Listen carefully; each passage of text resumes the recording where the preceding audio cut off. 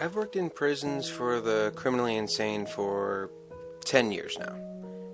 And I can honestly say I wouldn't change my job for the world.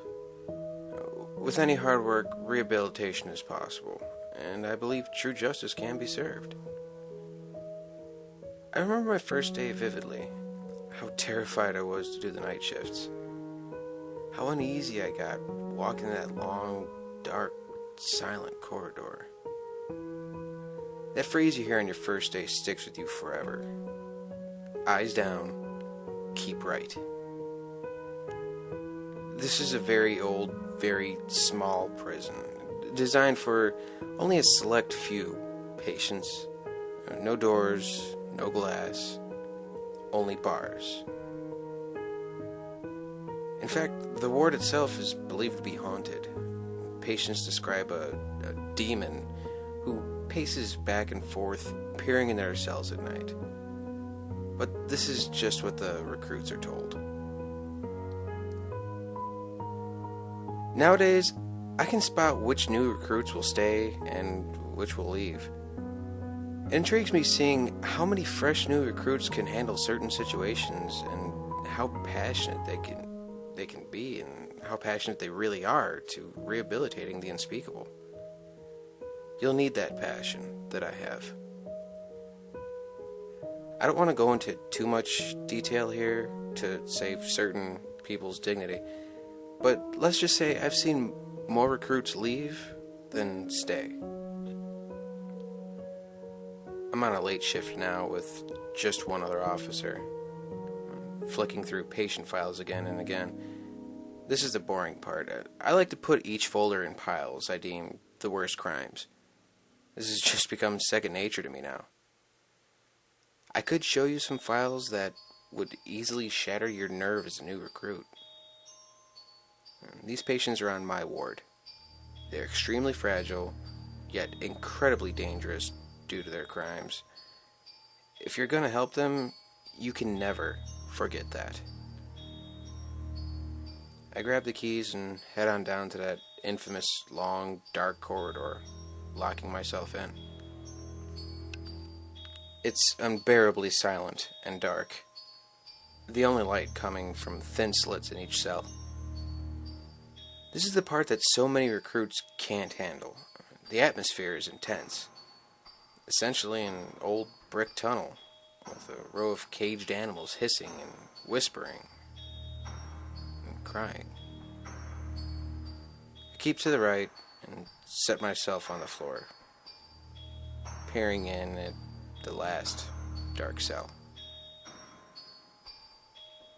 What are these marks you've scratched on the walls, Briggs? Why don't you come closer to the bars, officer? I can barely see you lurking in the shadows out there. He whispered this from what sounded like the back of the cell, but I can't be certain. There are only a few patients here, so it's usually quiet and claustrophobic. I'm fine. Are these the names of your victims, Briggs? No response. He's hiding in some dark corner. All I can see from the light are scratches on the brick walls and his bed. How am I to know how you are if you won't talk? I open his file and start reading some details every now and then. 2 children taken from their home at night and drowned? Look what you did to their faces. Do they look familiar now? An abusive family is no excuse. I know what your father did to you. I can hear a slight whimpering coming from his cell as I recall his childhood. I didn't do anything. But you did. That's why you cry in your sleep. What do they say? We'll be together soon. I watched them for months. His sobbing is getting worse now, and I can hear movement. Almost as if he is dragging his knees across the cold hard floor from one side of his cell to the other. I feel spiteful now. His voice is starting to irritate me. You won't be in heaven, though, Briggs. I will. I feel dead already. I felt dead that very night. You're not dead, Briggs. Not dead at all. Here. I slide a mirror under his cell to hear his sobbing now become frantic murmurs. He scratches the walls, crying in agony as he spits out his disgusting gibberish. Quiet! Shut up! Look into it. Look at that face. Bite, Briggs. Bite down on your tongue and join them. I turned further away whilst listening to his disgusting gurgling and choking. Listening even harder, I can hear him hissing and cursing through clenched teeth.